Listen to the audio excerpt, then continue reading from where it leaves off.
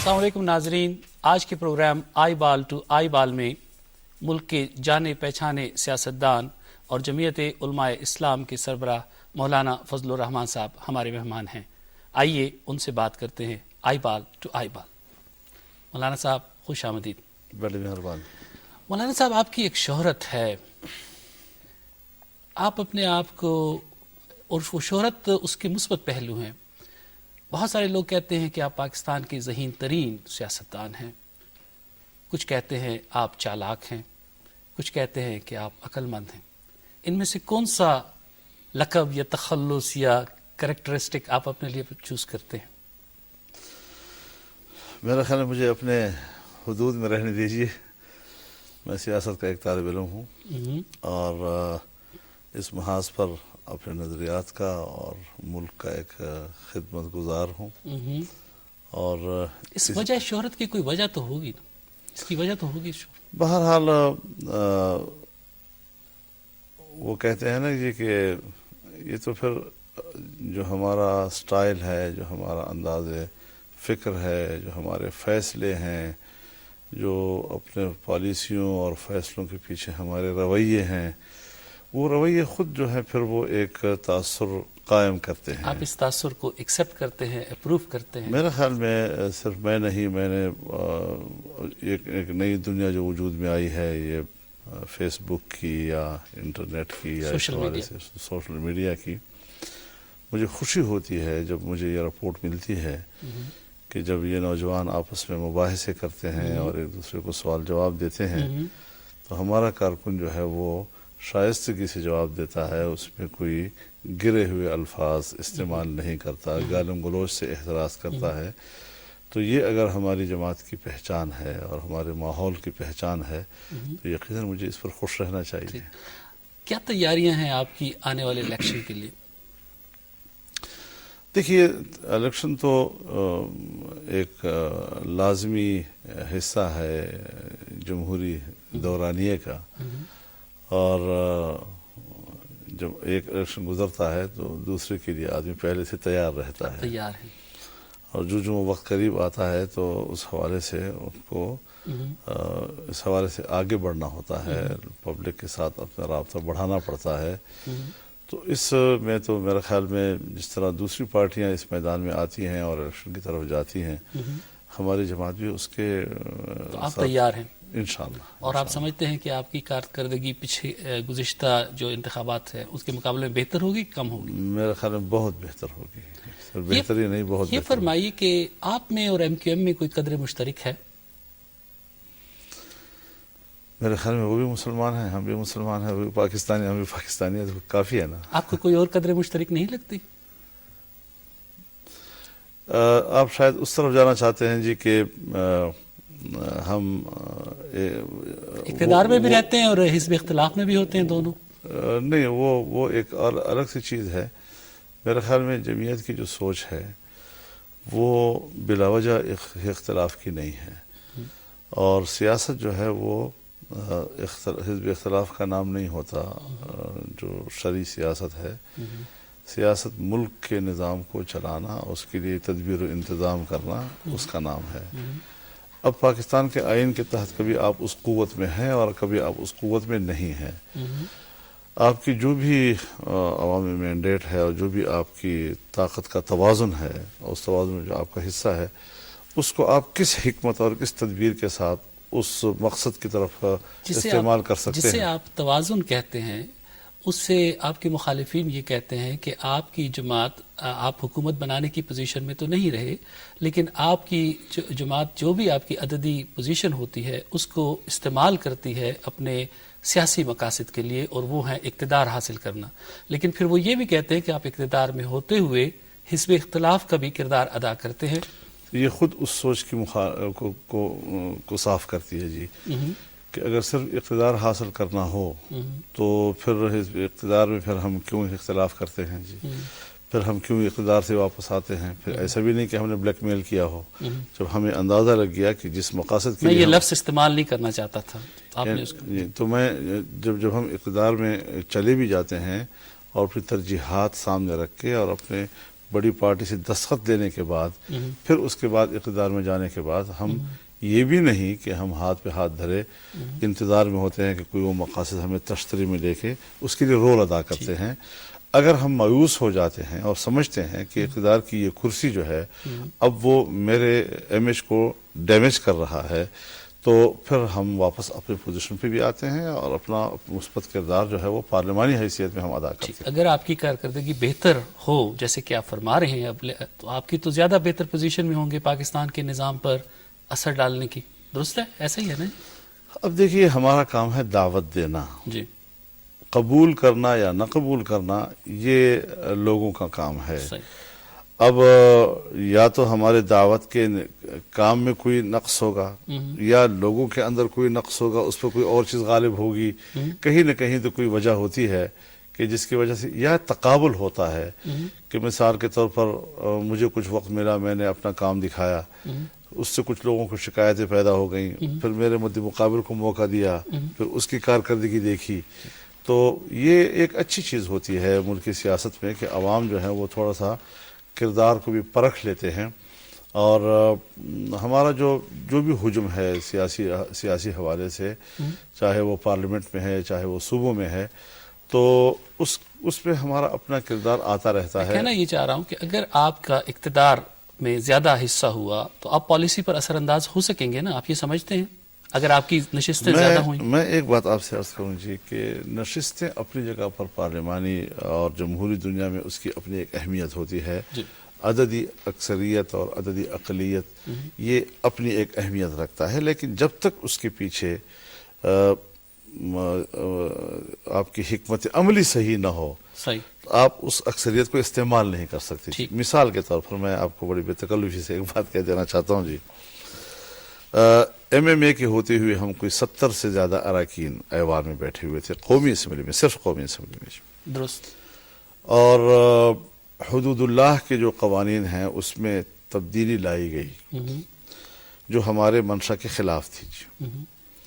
لیکن اس وقت ہم کچھ جذباتی ہو گئے اور ہماری حکمت عملی جو ہے وہ 70 اراکین کے ہوتی ہوئی بھی اس قانون سازی کو نہ روک سکی. جب آپ ہم کہہ رہے تو اس سے مراد آپ یعنی پورے ایم ایم اے کی بات کر رہا ہوں جی, اس میں شامل دیگر پارٹی تمام پارٹیوں کے بشمول جی. تبھی تو پھر وہ ناکامی کی بات سمجھ میں آئے گی. صحیح. لیکن آج ہم 70 کے بجائے 7 اراکین بیٹھے ہیں ایوان قومی اسمبلی میں جی. اور 7 اراکین کے ساتھ جو ہماری حکمت عملی چلی اس میں نہ ہم نے کوئی غیر اسلامی قانون سازی ہونے دی اور نہ آئین کے اندر کوئی اسلامی قانون جو ہے اس کو ہم نے تبدیل ہونے دیا. تو اب یہ دیکھیں کہ یہ آپ کی اس کے پیچھے حکمت عملی جو ہے اس کو کریڈٹ جاتا ہے کہ آپ کس طرح اپنے جو کردار ہے اس کو مینج کرتے ہیں تاکہ آپ اپنے اعتقادات اور نظریات کے حوالے سے اپنا کردار ادا کریں. صاحب آپ نے ایک نظریات اور اعتقاد کی بات کی. میں کلین شیو ہوں, داڑھی واڑی میری نہیں ہے, میں دعا کرتا ہوں کہ آپ آ جائیں, لیکن اگر آپ کی حکومت آ جائے اور آپ کے پاس اختیار آ جائے تو میرا کیا مستقبل ہے؟ آپ ایک اسکالر ہیں, آپ اپروو کریں گے اس طرح کے حلیے کو؟ آپ کو ہم داڑیاں رکھوائیں گے یعنی یہ آپ سوچتے ہیں؟ میں تو یہ نہیں کہہ رہا, میں تو آپ سے پوچھ رہا ہوں. ہمارے ساتھ تو دیکھیے جان اچکزی بیٹھا ہوا ہے آپ کے سامنے, جس پر ہم حکومت کرنے سے پہلے جن پہ ہم قدرت رکھتے ہیں تو ہم نے اپنا اثر رسوخ نہیں استعمال کیا. دیکھیے حکومت کرنا کس چیز کا نام ہے جی. ہمارے پاس مدارس ہیں, وہاں استاد ہیں, طلباء ہیں, تعلیم کا ایک نظام چل رہا ہے, وہ بھی اسلام کی ایک خدمت ہے. ہمارے پاس مساجد ہیں, وہاں پر علماء ہیں, امام ہے, خطیب ہے, عبادات کی ترغیب دیتے ہیں, مسائل بتلاتے ہیں, وہ بھی ایک نظام ہے. ہمارے پاس جماعتیں ہیں جو دعوت کا کام کرتی ہیں, گلی کوچوں میں گھومتی ہیں, لوگوں کو خیر کی طرف بلاتی ہیں, وہ بھی ایک نظام ہے. یہ کام حکومت نہ ہو تب بھی تو جاری ہے, تب بھی تو اس پہ کام ہو رہا ہے. لیکن اگر ہم کہتے ہیں کہ ہم حکومت کرنا چاہتے ہیں اور قرآن و سنت کی بنیاد پر ہم ملک میں ایک نظام لانا چاہتے ہیں تو پھر اس کا معنی کیا ہوگا جی؟ آپ مجھے یہی ایکسپلین کیجئے کہ کیا یہی بتانا چاہتا ہوں. حلیے میں اور اپیئرنس میں آپ کیا اپروو کرتے ہیں اور کیا ڈس اپروو کرتے ہیں؟ میں جو عرض کر رہا ہوں یہ ترجیح نہیں ہے. میں جب عرض کر رہا ہوں کہ جس وقت ہم نظام حکومت کی بات کرتے ہیں, اسلام بطور ایک نظام حکومت کے, اب اس حوالے سے ہمیں دیکھنا ہے کیا میں مسجد میں کھڑا ہوں کہ میں امامتیں کرا رہا ہوں اور نماز پڑھا رہا ہوں, کیا میں مدرسے میں بیٹھ کر اب کسی چوکی پہ بیٹھ کر میں وہاں تعلیم و تعلم کا سلسلہ رکھ رہا ہوں؟ کیا میں گلی کوچوں میں پھر رہا ہوں، گشت کر رہا ہوں، لوگوں کو مسجد کی طرف بلا رہا ہوں؟ یہ تو حکومت کے بغیر بھی میں کر سکتا ہوں، لیکن جب حکومت میں نے کرنی ہے تو پھر میں نے اس حوالے سے اپنی ترجیحات کا تعین کرنا ہے۔ سو ظاہر ہے جی کہ سب سے اولین چیز عام آدمی کو امن فراہم کرنا اور عام آدمی کی معاش اور اس کے روزگار کی ضرورتوں کو پورا کرنا چاہیے، یہ ہیں حکومت کے حوالے سے ہماری ترجیحات۔ جب لفظ امن آئے گا تو پھر امن جو ہے یہ احاطہ کرتا ہے تمام تر انسانی حقوق کا، چنانچہ انسانی حقوق تین حوالوں سے، جان سے متعلقہ حقوق، مال سے متعلقہ حقوق، عزت و آبرو اس سے متعلقہ حقوق۔ عزت آبرو میں آپ کیا شامل کرتے ہیں؟ کیا آپ میری شخصی آزادی اور پسند ناپسند کا احترام کریں گے؟ میں عرض کرنا چاہتا ہوں کہ اللہ تعالیٰ نے انسان کو سب سے پہلے آزاد پیدا کیا ہے، جو حریت انسان ہے، اور اسی کے اندر انسان کی کرامت ہے۔ جب اللہ فرماتے ہیں کہ وَلَقَدْ كَرَّمْنَا بَنِي آدم، کہ ہم نے انسان کو محترم پیدا کیا ہے اور پھر ہم نے اس کو احترام دیا ہے، وَحَمَلْنَاهُمْ فِي الْبَرِّ وَالْبَحْرِ، اور پھر ہم نے اس کو خشکی اور تری پر حاکمیت دے دی ہے۔ یہ ہے وہ مقام انسانیت اور احترام انسانیت جو ہمارے مد نظر ہے، انسان کو آزاد پیدا اور کیا۔ اس کے بعد اس کے حقوق کا تعین ہے۔ حقوق کے لیے قانون سازی کی ضرورت ہوتی ہے، کیونکہ انسان متمدن ہے، تمدنی زندگی رکھتا ہے، مل جل کر رہنے کی۔ جب آپ مل جل کر رہیں گے تو مل جل کر رہنے کے لیے ضروری ہے کہ نظم ہو اس کے اندر۔ جب نظم کی ضرورت پڑے گی تو اس کے لیے قانون کی ضرورت پڑے گی۔ اب قانون کے لیے اگر آپ یکسانیت چاہتے ہیں کہ تمام بشریت جو ہے وہ یکساں ہو، تو پھر جب تک ہم قانون کا منبع وحی الہی کو تسلیم نہیں کریں گے تب تک یکسانیت کا تصور نہیں ہو سکتا۔ اگر میں لیکن اللہ تعالیٰ نے تو سب یکسانیت پیدا نہیں کی دنیا میں، اس میں تو بہت تنوع ہے، بہت فرق ہے دنیا میں۔ دو طرح کے تنوعات ہیں، ایک ہے فطری اور تخلیقی، ایک ہے انسان کی وضعی، انسان کے بنائے ہوئے نظام کی وجہ سے۔ لہٰذا اگر اللہ تعالیٰ نے امیر و غریب پیدا کیا ہے تو امیر و غریب کو اس طرح پیدا کیا ہے کہ وَرَفَعْنَا بَعْضَهُمْ فَوْقَ بَعْضٍ دَرَجَاتٍ، ہم نے بعض کو بعض کے اوپر درجہ دیا ہوا ہے کہ اگر ایک شخص امیر ہے تو اس کے پاس دولت کی قوت ہے لیکن محنت کی قوت نہیں ہے، ایک شخص غریب ہے تو اس کے پاس محنت کی قوت ہے، دولت کی قوت نہیں ہے۔ تو اس طرح اللہ فرماتے ہیں کہ میں نے تمہیں ایک دوسرے سے مسخر کرنے کے لیے یہ کیا ہے۔ یہ تو اللہ تعالیٰ کے نظام ہے۔ آپ مجھے یہ فرمائیے، بھی آپ نے لفظ نظم استعمال کیا، نظم و ضبط، ڈسپلن کی بات کی۔ جبر اور نظم و ضبط میں کیا فرق ہے؟ اسلام میں جبر کہاں تک جائز ہے یا ناجائز ہے؟ میں تو سمجھتا ہوں کہ ناجائز ہے۔ جب ہم اللہ کا خلیفہ اپنے آپ کو سمجھیں گے تو اس کا معنی یہ ہے کہ اللہ کی نیابت کرتے ہوئے اس کے قانون کو نافذ کریں گے۔ جب ہم اس کے قانون کو نافذ کریں گے تو ہم پورے رعیہ کو اس طرف بلائیں گے کہ آپ ان حدود کے اس قوانین کے اندر رہیں۔ یہ فطرت انسانی ہے، جو بھی دنیا میں قانون بنائے گا وہ اپنی پبلک سے یہ تقاضا کرے گا کہ آپ ان حدود کے اندر رہتے ہوئے زندگی گزاریں، تاکہ اگر آپ اس سے باہر جائیں گے تو پھر ایک ہے آزادی اور ایک ہے آوارگی۔ اس کا ذرا فرق سمجھنے کی کوشش کریں جی۔ آزادی قوانین کے دائرے میں رہتے ہوئے نظم سے زندگی گزارنے کا نام ہے، آوارگی قوانین کے دائرے کو پھلانگتے ہوئے باہر رہنے کی گزار۔ اب ہم اخلاقی پیرامیٹر جب طے کر چکے تو مولانا صاحب یہ بتائیے کہ آپ اپروو کرتے ہیں جو جمہوریت کا ماڈل ہے پاکستان میں یا دنیا میں، آپ اس کو تسلیم کرتے ہیں؟ تو آپ الیکشن میں حصہ لے رہے ہیں؟ جی، ہم اس کو اس طرح اپروو کرتے ہیں کہ ایک ہے بے ہنگم جمہوریت، کہ جہاں انسان خواہشات کے مطابق قانون سازی کرتا ہے۔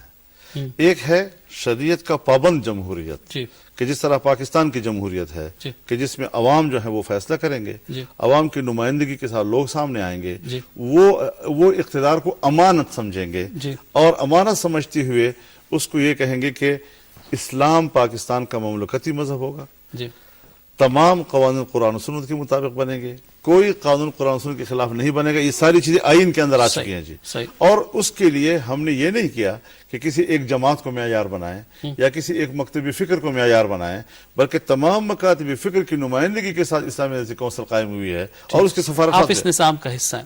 لیکن آپ کی پھر کیونکہ جمعیت علماء اسلام ایک آپ کی آئیڈینٹی بھی مذہب کے حوالے سے اور آپ اس پر فخر بھی کرتے ہیں، یہ بتائیے کہ آپ جب سیاست کرتے ہیں، جس سیاست میں انوالو ہیں، اس سیاست میں بہت زیادہ جھوٹ بولا جاتا ہے، ٹھیک ہے؟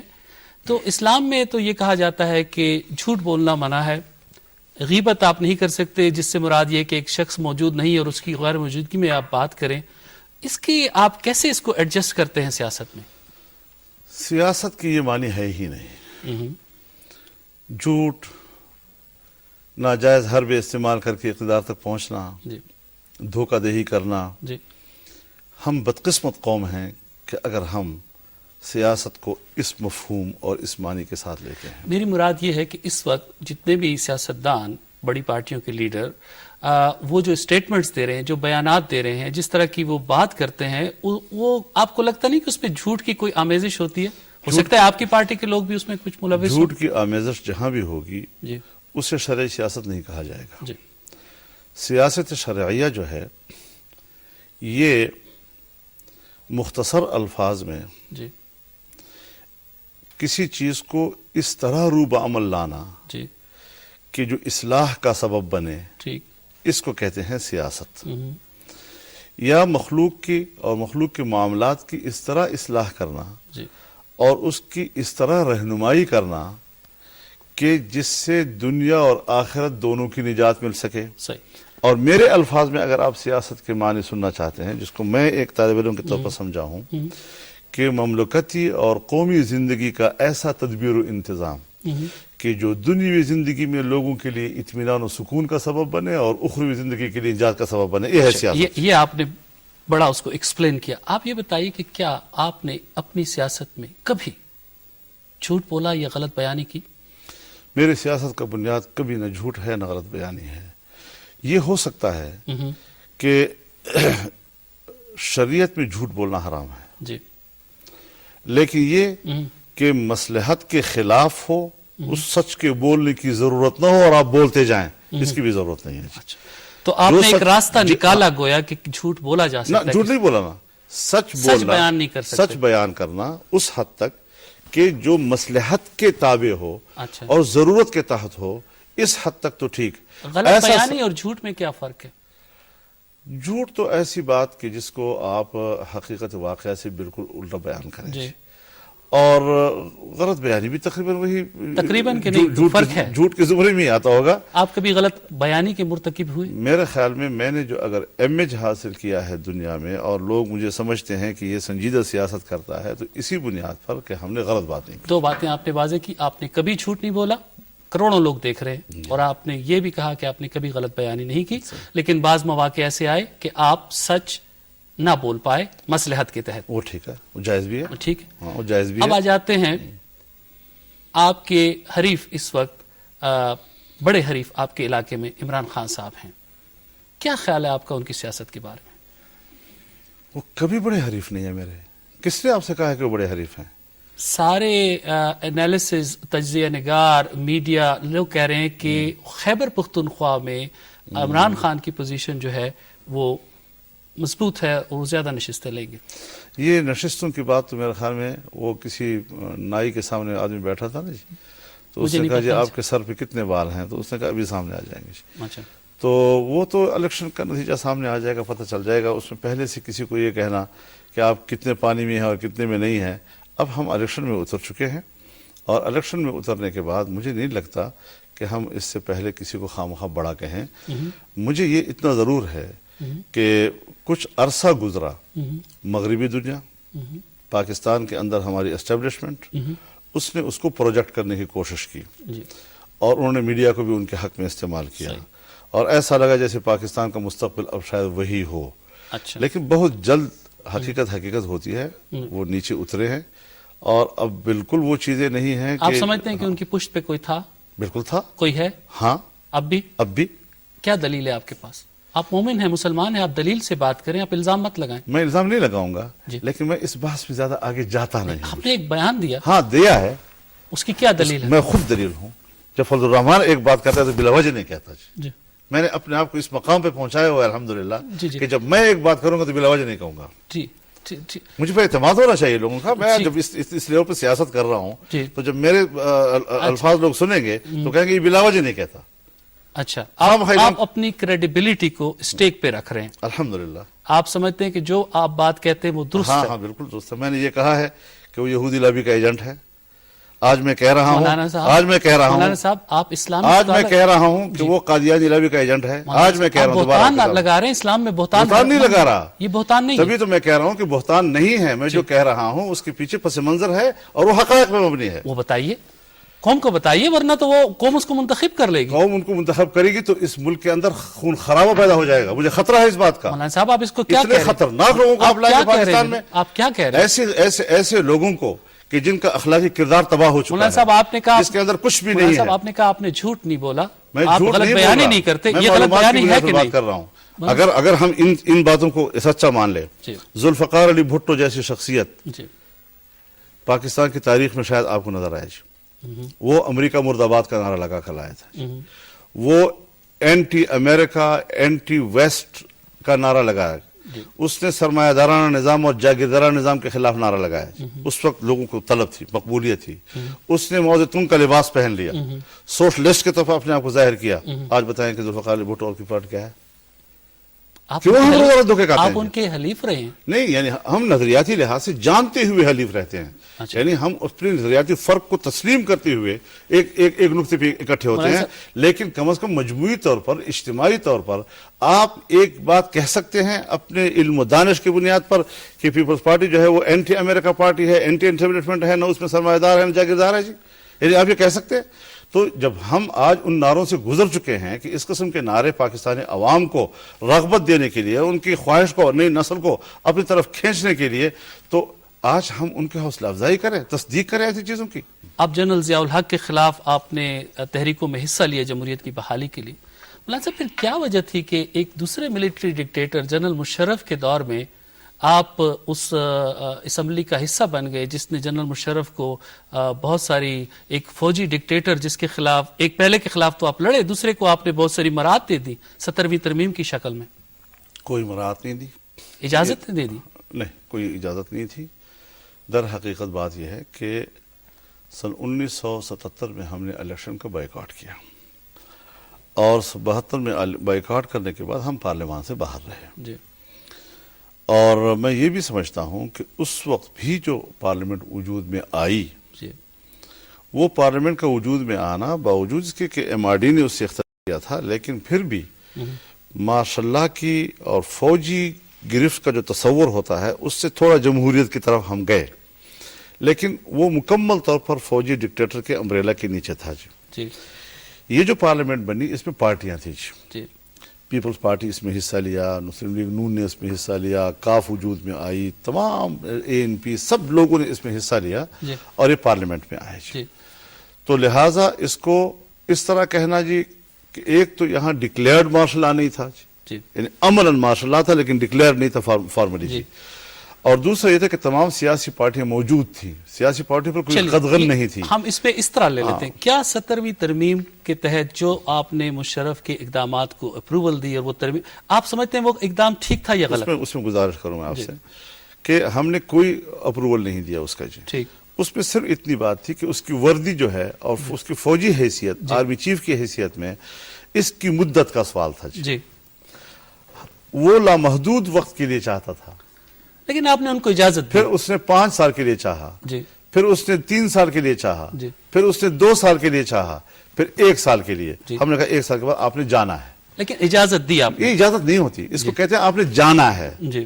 جبری طور پر اگر ہم میں اتنی طاقت ہوتی تو ماشاءاللہ لگتا کیوں؟ مولانا صاحب میری بات سنیں، جنرل ضیاء الحق بھی فرماتے تھے کہ میں الیکشن کرواؤں گا اور سیاستدانوں نے اس پہ یقین کیا اور انہوں نے نہیں کروائے. اس طرح کے وعدوں پہ اعتبار کیا جا سکتا ہے؟ نہیں. اب وعدہ جو ہے، جب ایک شخص نے وعدہ کیا اور اس کی خلاف ورزی کی تو وعدہ کرنے والا ملامت ہوتا ہے یا جس کے ساتھ اس نے وعدہ کیا اس کو ملامت کیا جاتا ہے؟ میرے خیال میں دونوں. نہیں، آپ تاریخ اسلام دیکھیں، رسول اللہ صلی اللہ علیہ وسلم کے ساتھ کتنے دھوکے کیے کفار نے، مشرکین مکہ نے کتنے، تو آپ حضور صلی اللہ علیہ وسلم کو ملامت ٹھہرائیں گے اس بارے میں؟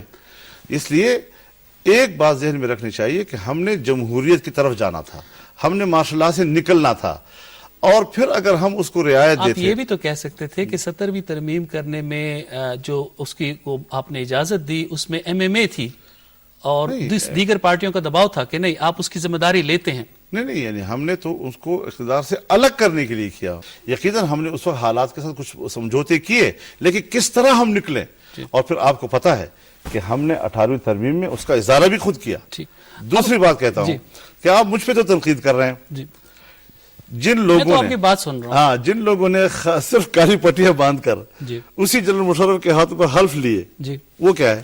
کل آپ جن لوگوں نے کالی پٹیاں باندھ کر حلف لیے، کیا آپ سمجھتے ہیں کہ کل آپ ان کے اتحادی ہوں گے؟ کہا یہ جا رہا ہے کہ مسلم لیگ نواز جو ہے وہ زیادہ نشستیں لے لے گی الیکشن میں اور وہ ممکنہ حکومت بنائے گی، اور آپ میاں نواز شریف کے ساتھ جا کے ملے بھی تھے. آپ سمجھتے ہیں کہ انہیں کالی پٹیوں والوں سے آپ اتحاد کریں گے؟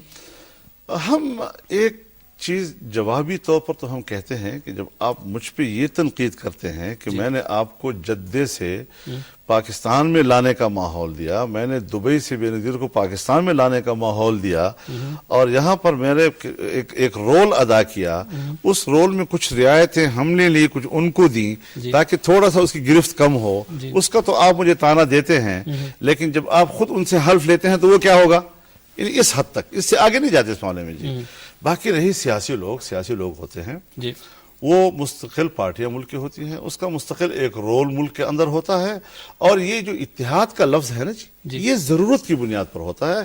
کیا وہ ضرورت ہوگی؟ نظریے کی بنیاد پہ نہیں. اس کا یہ مطلب ہے اس کا یہ مطلب ہے کہ اتحاد نظریے کی بنیاد، نظریے کے لیے بھی اگر ضرورت ہو، بعض دفعہ نظریے کے لیے بھی ضرورت ہوتی ہے، بعض دفعہ ملک کے لیے ضرورت ہوتی ہے، بعض دفعہ حالات ایسے تقاضا کرتے ہیں. مثال کے طور پر حکومت بنتی ہی نہیں. اب اگر حکومت نہیں، ڈیڈ لاک رہے گا، تو آپ سوچیں گے کہ یار اس ڈیڈ لاک کو ختم کرنا چاہیے، اس میں کچھ نرمی دکھانا چاہیے. عام لوگوں میں تاثر یہ ہے سیاستدانوں کے حوالے سے، جس میں سب سیاست، کہ وہ لوگ جو ہیں موقع پرست ہوتے ہیں، غلط بیانیوں سے کام لیتے ہیں، ان میں ایک کرپشن کا بھی ایلیمنٹ بہت لوگ کہا جاتا ہے. اور یہ جو آپ کہہ رہے ہیں کہ جی ہم چونکہ کسی کا ساتھ دیتے ہیں، تو اس کے پیچھے آپ سمجھتے نہیں کہ کوئی غرض، مفاد اور اس قسم کی نیگیٹو ایلیمنٹ ہے؟ آپ اس کو بڑا پازیٹیو پیش کر رہے ہیں ہمارے سامنے. میں آپ سے گزارش کروں، جب نئی اسمبلی آئی تو میں نے فوراً بیان دیا. جب مجھ سے پوچھا کہ آپ، میں نے کہا ہمارے عادت بتا رہی ہے کہ میں اپوزیشن میں ہوں گے. کلیئر بات تھی. ٹھیک. آصف زرداری صاحب بطور چیئرمین پیپلز پارٹی کے اپنے تمام ہائیسٹ لیول جو ان کی قیادت تھی اس سب کو لے کر میرے گھر آ گئے اور ہمیں دعوت دی. ٹھیک. ہم نے ان سے کہا کہ صرف اقتدار میں شامل ہونا یہ جمعیت کا وتیرہ نہیں ہے. ٹھیک. اگر جمعیت علماء اسلام کو آپ نے حکومت میں شامل کرنا ہے اور دعوت دینی ہے تو پھر ہم آپ کے ساتھ باضابطہ مذاکرات کریں گے. ہم اپنے ترجیحات آپ کے سامنے پیش کریں گے. اگر ہماری ترجیحات قبول ہے تو ہم آئیں گے، ورنہ نہیں آئیں گے. چنانچہ مذاکرات ہوئے، 2-3 اس کی نشستیں ہوئی، اور آپ ان کے ساتھ شامل اور انہوں نے ہمارے 2 ترجیحات کو تسلیم کیا. نمبر 1 یہ کہ یہ جو دہشت گردی کے خلاف جنگ ہے اس سے ہم نکلیں گے. نمبر 2 یہ کہ ہم اسلامی نظریاتی کونسل کی سفارشات پر قانون سازی کریں گے. 2 سال ہم لڑتے رہے، ایوان سے منظوری لے لی ہم نے، پھر بھی حکومت عمل نہیں کر رہی تھی. چونکہ وقت کی کمی ہوتی ہے اس لیے میں زیادہ ٹاپکس ٹچ کرنا چاہتا ہوں. آج کا ماحول یہ ہے کہ ہمیں صاف ستھرے سیاست، اس وقت جو بڑی پارٹیاں ہیں وہ میدان میں، ان میں تقریباً ایک جیسے لوگ ہیں. آپ کا اس صاف ستھرے کے حوالے سے کیا تاثر ہے؟ کیونکہ زرداری صاحب پر بھی بہت زیادہ الزامات ہیں، نواز شریف صاحب پر بھی ہیں، اور پارٹیوں کے لوگوں پر بھی ہیں. تو آپ کو ان میں سے کسی ایک کے ساتھ اتحاد کرنا پڑے گا یا ان کے ساتھ مل کے چلنا پڑے گا؟ آپ یہ قبول کر لیں گے؟ ابھی الیکشن کا مرحلہ جا رہا ہے. الیکشن کے مرحلے میں ہم نے اپنا نظریہ، اپنا پروگرام اور اپنا کردار لوگوں کے سامنے پیش کرنا ہے. پھر اس کے بعد عوام کی مرضی سامنے آ جائے گی.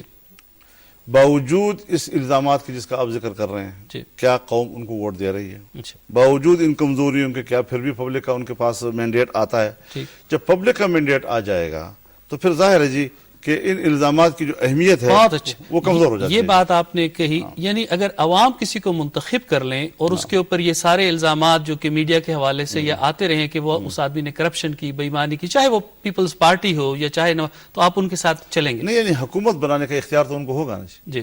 اگر ہمارے بغیر بنا سکیں، بسم اللہ. ٹھیک. اگر ایسی صورتحال ایک ڈیڈ لاک بن گیا، ٹھیک، تو پھر ملک کو اس سے نکالنا وہ زیادہ اہم ہو جاتا ہے جی. پھر ان چیزوں کو دوسرے درجے میں رکھنا پڑتا ہے. تو یہ اس وقت کی ترجیحات کا تعین کرنا ہوتا ہے کہ ہم تو ہر پارٹی کے ساتھ اختلاف رکھتے ہیں، جس کے ساتھ بھی ہم چلیں گے، کچھ چیزوں کو ہم ثانوی درجے میں لے کر نئی درجے حاصل اس کی گنجائش ہے اسلام میں، اسے آپ حکمت عملی کہتے ہیں؟ یہ ہوتی ہے. اس کو آپ متپرستی نہیں کہتے؟ اگر ہم نہیں کریں گے بالفرض، اگر ہم نہیں کرتے، چلو بہت آئیڈیل قسم کے نظریاتی بن کر ڈٹ جاتے ہیں جی، اور حکومت نہ بن سکے، پھر کیا ہوگا؟ اس پہلو کو بھی دیکھنا چاہیے نا جی.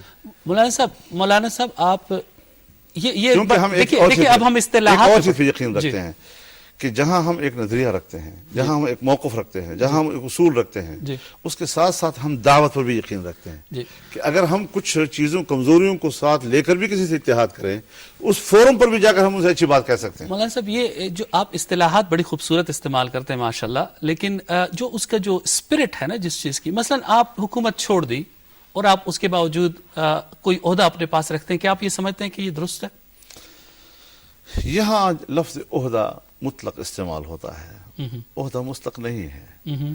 اگر تو میں پارلیمنٹ کا ممبر ہوں تو پھر پارلیمانی کردار تو میرا ہے نا، میں پارلیمنٹ سے تو نہیں، حکومت سے نکلا ہوں نا، پارلیمنٹ سے نہیں نکلا جی. لیکن اس عہدے کے ساتھ اس جو مثال کے طور پہ میں ڈائریکٹ سوال کر لیتا ہوں، آپ کشمیر کمیٹی کے چیئرمین بھی رہے، ٹھیک، اس کا اس ٹائٹل کی کیا حیثیت تھی؟ آپ کا عہدہ کس کے برابر تھا؟ اس کی جو حزبی اختلاف ہوتا ہے نا جی، حزبی اختلاف کمیٹیاں لے سکتا ہے کیونکہ پارلیمانی رول ہوتا ہے، لیکن کمیٹیاں لینے کے بعد بعض لوگوں کو اگر سٹیٹس دیا جاتا ہے، کبھی کسی کو فیڈرل منسٹر کا سٹیٹس دیتے ہیں، کبھی آپ کا عہدہ وفاقی وزیر کے برابر، تو وہ ایک سٹیٹس اعزازی چیز ہوتی ہے. اچھا، اس اعزازی چیز کو اگر حکومت وڈرا کر لیتی، اس اعزازی چیز میں آپ کو کیا ملا تھا؟ گاڑی ملی تھی؟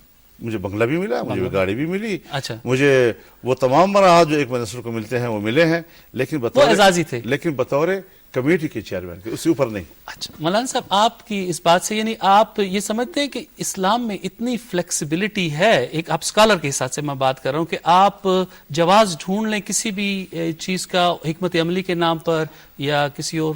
نہیں، یہ تو حکمت عملی نہیں ہے نا جی، یہ تو آپ کا ایک قانونی استحقاق بنتا ہے. ٹھیک. جس وقت ملک کا کوئی متصرف تو ہوتا ہے نا جی، جب ایک صاحب اختیار اپنے اختیار اور تصرف کو استعمال کرتے ہوئے اس کے دائرے کے اندر ایک فرمان جاری کرتا ہے، وہ قانونی ہو جاتا ہے. اس قانون کے اندر رہتے ہوئے اگر کوئی شخص یا سرکار کی گاڑی استعمال کرتا ہے یا گھر استعمال کرتا ہے جو اس کی ضرورت ہے اور اس پورٹ فولیو کی ایک ضرورت ہے، تو اس کی تو کوئی ممانعت نہیں ہے. یہ اور بات ہے کہ آپ تقویٰ پہ عمل کریں کہ میں بھوکا سوکا جیسی بھی ہو، میں پیدل کسی دفتر میں جاؤں، پیدل کوئی سفر کروں، لیکن شاید یہ تقویٰ کی بات ہو. تقویٰ کی بات کا تعلق زیادہ تر ذات کے ساتھ ہوتا ہے. پبلک اور مملکت کے امور میں فتوی پہ کام کرتا ہے اور فتوی کے اندر بہت مولانا صاحب ایک اور ٹاپک پہ آتے ہیں، اور وہ ٹاپک ہے، چونکہ آپ ایک اسلامی جماعت کی نمائندگی کرتے ہیں اور اس کے حوالے سے ہمارے ملک کی آدھی سے زیادہ آبادی کو جس چیز پر وہ تشویش ہوتی ہے یا کنسرنز ہوتے ہیں وہ خواتین کے رائٹس. اور آج کل کے ماحول میں انتخابات میں خواتین، ہمارے آپ کے خصوصاً کے پی کے علاقے میں بعض علاقوں میں خواتین کو ووٹ نہیں ڈالنے دیا جاتا، اس پر آپ کیا فرمائیں گے؟ یہ نہیں دیا جاتا یہ لفظ صحیح نہیں ہے. اچھا، صحیح لفظ آپ بتا دیں، آج میں آپ سے لفظ سیکھ رہا ہوں. بعض علاقوں میں خواتین ووٹ ڈالتی نہیں ہے. اچھا، اس کا جو سوسائٹی کا اثرات ہوتے ہیں اس کے تحت عورت کا باہر سوسائٹی نکلنا، کون بناتی ہے؟ مردوں کی سوسائٹی کی بات کر رہے ہیں؟ ہمارے ہاں قبائلی روایات ہیں، قدیم روایات ہیں، وقت کے ساتھ ساتھ تبدیل ہوتے رہتے ہیں. آپ کی کیا رائے ہے اس کے اوپر؟ میں تو عورت کی، جب میری اپنی بیوی ووٹ ڈالنے کے لیے باہر جائے گی تو میں دوسرے کو روکوں گا. جب میری اپنی بیٹی ووٹ ڈالنے کے لیے جائے گی میں دوسرے کو روکوں گا. اسلامی حوالہ ہے کہ عورت کو یہ رائٹ استعمال کر سکتی ہے؟ کوئی مثال دے سکتے ہیں آپ اسلامی تاریخ سے؟ تمام کا فتویٰ ہے کہ جائز ہے، جا سکتی ہیں ووٹ ڈالنے کے لیے. عورتیں ووٹ ڈالنے کے لیے جا سکتی ہیں. قبائلی روایات آپ سمجھتے ہیں کہ تبدیل ہونی چاہیے؟ ہاں ہونے چاہیے، لیکن اگر نہیں ہے اس کا الزام یا اسلام پہ لگانا، یا اس کا اسلام پورے پشتون پہ لگانا، یا اس کا الزام پورے بلوچ پہ لگانا یا سندھی پہ لگانا، یہ ٹھیک نہیں ہے. اسی سے ریلیٹڈ ایک اور ایشو ہے، اور وہ تھا ضیاء الحق کے دور میں بنے ہوئے حدود آرڈیننس کا. چونکہ اس میں بھی خواتین جو ہیں زیادہ تر وکٹم بنتی ہیں، متاثر ہوتی ہیں اس سے. آپ کا اس میں کیا، آپ کا جو مشرف کے دور میں آپ نے جو اس میں کردار ادا کیا پارلیمنٹ میں، اگین آپ سمجھتے ہیں کہ ان قوانین میں اب کوئی تبدیلی کی ضرورت ہے یا ان میں کوئی آلٹریشن ہونی چاہیے؟ مشرف نے بہت بڑی زیادتی کی جی. پروپیگنڈا یہ ہوا کہ حدود قوانین سے خواتین متاثر ہو رہی ہیں. نہیں یہ پروپیگنڈا نہیں تھا مولانا صاحب، اس میں بہت سارے حقائق ہیں، بہت سارے کیسز ہیں. یہ آپ نہ کہیں نا، یعنی میں بھی پاکستانی ہوں نا، مجھے بھی ذرا خواتین، میری بھی ماں عورت ہے، میری بھی بہن عورت ہے، میری بھی بیٹی عورت ہے، میری بھی بیوی عورت ہے. عورت کی حرمت، عزت، احترام جو آپ کے لیے ہے میرے لیے بھی وہی ہے. ہونا چاہیے. کچھ لوگوں نے مناپلی اختیار کر لیا کہ بس ہم ہی خواتین. حضرت بنیادی بات یہ ہے کہ ایک دنیا ہے جو طبقاتی ٹکراؤ، انسانوں کے اندر طبقاتی ٹکراؤ پر یقین رکھتے ہیں. جی ایک زمانہ تھا بر صغیر میں امیر و غریب کا طبقہ پیدا کیا گیا، ملا اور مصر کا طبقہ پیدا کیا گیا. آج مرد و زن کا طبقہ پیدا کیا جا رہا ہے. آج نئی نسل اور بزرگوں کی نسل کا ٹکراؤ پیدا کیا جا رہا ہے. دیکھیے یہ چیزیں خرابیاں ہیں جو بڑے خوبصورت الفاظ کے ساتھ اور مظلوم بن کر پیش کی جا رہی ہیں. جہاں تک حدود اللہ کی بات ہے، حدود اللہ کے حوالے سے ہم نے کہا کہ اگر خواتین پر کوئی کسی قسم کی زیادتی ہو رہی ہے یا یہ کہ وہ الزام کے اندر جبکہ ثابت نہیں ہے اور وہ جیل میں ہے، فوجداری کیس ہونے کے باوجود ہم از روئے شریعت یہ بات سمجھتے ہیں کہ الزام لگتی ہی جب پولیس مقدمہ درج کرے گی تو اگلے ہی روز عدالت سے اس کو ضمانت کا حق دیا جائے تاکہ وہ مقدمہ گھر سے لڑے، تفتیش گھر سے کرے. اب اس کی گرفتاری چاہتے ہیں یعنی فوجداری کیس میں اگر آپ کسی پہ زنا کا الزام لگتا ہے، اگر آپ اس کی گرفتاری نہیں کرتے بالفرض، تو جو الزام لگاتا ہے اس کی کریڈیبلٹی پہ آپ کیوں نہیں کوشچن کرتے؟ تو سب سے پہلے تو وہی ہے، غلط الزام لگانے کے لیے حد ہے خدا کے بندے. لیکن جو آدمی جا کے الزام لگاتا ہے اس الزام پہ گرفتاری کیوں ہوتی ہے؟ پہلے الزام لگانے والے کی کریڈیبلٹی. دنیا میں مجھے آپ ایک الزام بتا دیں کہ جو فوجداری نوعیت کا ہو اور اس میں قابل دستاندازی پولیس نہ ہو، پوری دنیا میں مجھے کوئی قانون بتا دیجیے. یہ عجیب ایک قانون ہے کہ ہے فوجداری لیکن قابل دستاندازی پولیس نہیں ہے. نتیجہ کیا نکلتا ہے؟ آپ کا اپنا معاشرہ ہے، آپ اپنے معاشرے سے خوب بہتر جانتے ہیں، آپ پشتون بھی ہیں ماشاءاللہ، کہ جب آپ کو غصہ آتا ہے، آپ پر کرب آتا ہے، آپ کی پناہ کی جگہ فوراً اپنے کرب کو پہنچانے کی جگہ تھانہ ہے.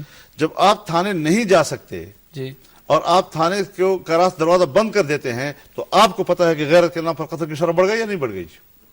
لہذا جب سے یہ قانون تبدیل ہوا ہے وہی پرانا کاروکاری کا الزام لگا کر، کسی پر بہتان لگا کر اور فوراً خود قتل کرتے ہیں کہ جب پولیس میرے سنتی نہیں ہے، میں نے کیا پہلے ایک دفعہ سیشن جج سے اجازت لینی ہے اور اس کے لیے میں نے یہ آپ کا موقف ہے، اس پر مختلف رائے ہو سکتی ہیں. اب میں ایک اور ٹاپک پر آپ سے بات کرنا چاہتا ہوں کیونکہ میں چاہتا ہوں مختلف ٹاپک. ایک جیسے کہ آپ نے ملکی سیاست میں کچھ دیر پہلے فرمایا کہ آپ کے پاس اطلاعات ہیں کہ فلاں فلاں کر رہا ہے، اس کے پیچھے وہ ایک ہے، دو ہیں، میں فرد کا نام نہیں لیتا. آپ خارجہ پالیسی کے حوالے سے بھی آپ کے سٹیٹمنٹ ایسے ہی آتے ہیں، بڑے سویپنگ سٹیٹمنٹس آپ دیتے ہیں. اس کی کیا وجہ ہے؟ میں جو بنیادی بات پوچھنا چاہتا ہوں کہ کیا اسلام اس بات کی کسی کو اجازت دیتا ہے کہ بغیر تصدیق کے آپ اس بات کو آگے پھیلائیں؟ مثلاً آپ ہر بات کے پیچھے امریکہ کا نام لیتے ہیں. کیا آپ پاکستان کی سیاست پر امریکہ کے اثر و نفوذ کا انکار کرتے ہیں؟